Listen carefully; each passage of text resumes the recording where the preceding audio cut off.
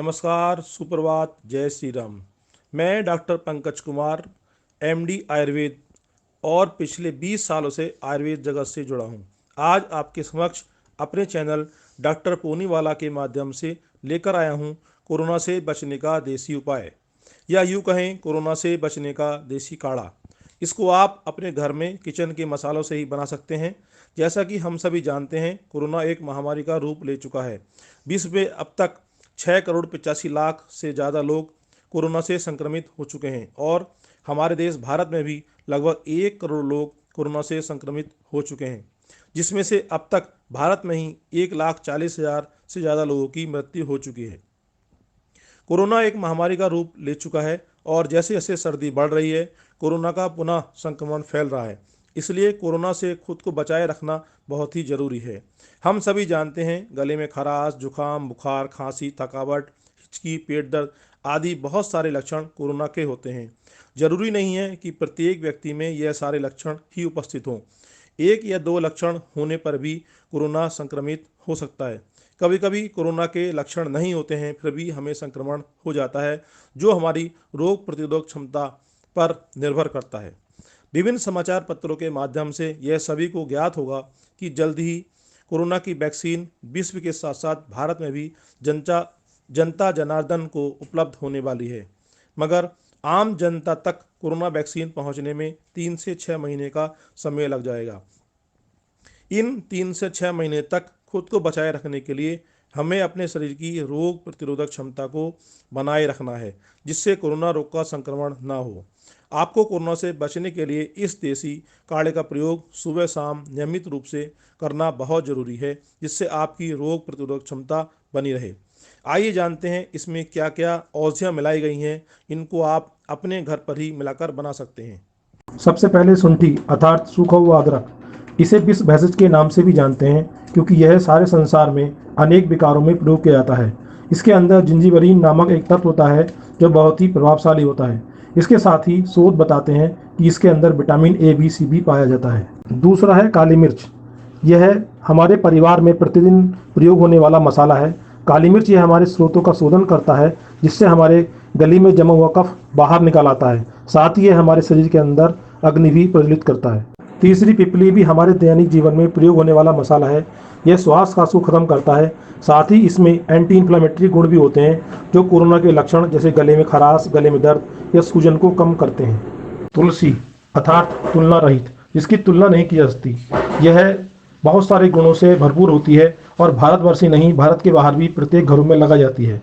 प्रत्येक घर में तुलसी का पौधा लगाना शुभ माना जाता है। हम बचपन से देखते आए हैं कि हमारी दादी नानी जब भी हमें जुकाम, बुखार, खांसी होता था, तुलसी, काली मिर्च का काढ़ा बनाकर देती थी। आज भी गांव देहात में प्रारंभिक चिकित्सा में तुलसी का प्रयोग किया जाता है। गिलोय, इसे आयुर्वेद में अमृत के नाम से भी जाना जाता है क्योंकि ये अमृत के समान गुणकारी होते हैं। इसे गुण इतने अधिक होते हैं कि इसे अमृता भी कहा गया है। साथ ही ये मधुमेह रोगियों के लिए भी बहुत ही लाभदायक होती है। आयुर्वेदिक एंटीबायोटिक के रूप में भी गिलोय को जाना जाता है। मुलेठी सभी जानते हैं कि गले के रोग के लिए लाभदायक होती है। हमारे परिवार के लोग ही नहीं, चौराहे पर पान बेचने वाला भी इसके गुणों के बारे में हमें बताता है। जब भी कभी गले में खराश होती है तो हमें सलाह देता है कि मुलेठी चूस लीजिए, गला ठीक हो जाएगा। जब भी हमारा गला बंद होता है या किसी कारण से आवाज़ साफ नहीं आती है तो हम मुलेठी ही चूसते हैं, जिससे हमें आराम भी होता है। आंवला, आंवला पंचरस युक्त होता है। सबसे बड़ी बात, यह विटामिन सी का बहुत बड़ा सोर्स है और किसी भी इन्फ्लेमेशन को दूर करने के लिए विटामिन सी बहुत ही जरूरी होता है। हम सभी बचपन से च्यवनप्राश का सेवन करते आए हैं, जिसके अंदर मुख्य घटक आंवला ही होता है। बचपन में जुकाम, खांसी, बुखार या पसली चलने में च्यवनप्राश ही खिलाया जाता रहा है। आज भी हमारे परिवार के कोई ना कोई सदस्य च्यवनप्राश का प्रयोग करते हैं या आंवला का प्रयोग करते हैं। बहुत से भाई बंधु, माता बहन आंवले का मुरब्बा, आंवले की कैंडी और चटनी का अपने दैनिक जीवन में प्रयोग करते हैं। कासमर्द, कासमर्द का नाम ही कास का मर्दन करने के कारण पड़ा है। यह पुरातन काल से खांसी को दूर करने में प्रयोग होता रहा है। अगर आपको कासमर्द औषधि नहीं मिल पाती है तब परेशान होने की कोई ज़रूरत नहीं है। आप इसके स्थान पर दालचीनी का भी प्रयोग कर सकते हैं। कोरोना से बचने का देसी काढ़ा बनाने के लिए इन सभी को बराबर मात्रा में अच्छे से धूप में सुखाकर हमें लेना है।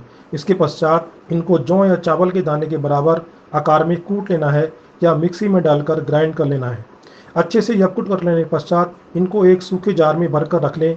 फिर प्रत्येक व्यक्ति के हिसाब से लगभग 5 ग्राम या आधा चम्मच की मात्रा में 1 गिलास पानी में चाय बनाने की तरह उबालना है और जब यह 1 कप रह जाए तब इसको पीना है। यह काढ़ा हमें सुबह शाम नियमित रूप से पीना है। काढ़ा पीने में आपको स्वाद का अनुभव ना हो तब आप अपनी सुविधा अनुसार इसके अंदर कुछ मात्रा में शहद भी मिला सकते हैं। कोरोना से बचने का देसी काढ़ा पीने का मतलब यह नहीं है कि अब आपको कोरोना का इन्फेक्शन नहीं हो सकता है। कोरोना से बचने के लिए हमें नियमित रूप से एसएमएस का प्रयोग ही करना है। एस यानी सोशल डिस्टेंसिंग, एम यानी मास्क और एस यानी कि सैनिटाइजेशन। क्योंकि आप कितना भी कोरोना से बचने का देसी काढ़ा प्रयोग कर लें, अगर एसएमएस का प्रयोग अपने दैनिक जीवन में नहीं करेंगे तब आप कोरोना से नहीं बच सकते हैं। कोरोना से बचने के लिए देसी काढ़ा आपके शरीर की रोग प्रतिरोधक क्षमता को बनाए रखेगा और इसका मतलब यह बिल्कुल भी नहीं है कि अब आप कोरोना से संक्रमित नहीं हो सकते हैं। अगर आपको मेरा यह वीडियो पसंद आया है तब आप इसका खुद भी प्रयोग करें और अपने पारिवारिक मित्रों के साथ अवश्य शेयर। कोरोना से बचने के देसी काढ़ा का प्रयोग आपके जीवन में कैसा रहा, कमेंट बॉक्स में लिखकर मुझे अवश्य बताएं। धन्यवाद।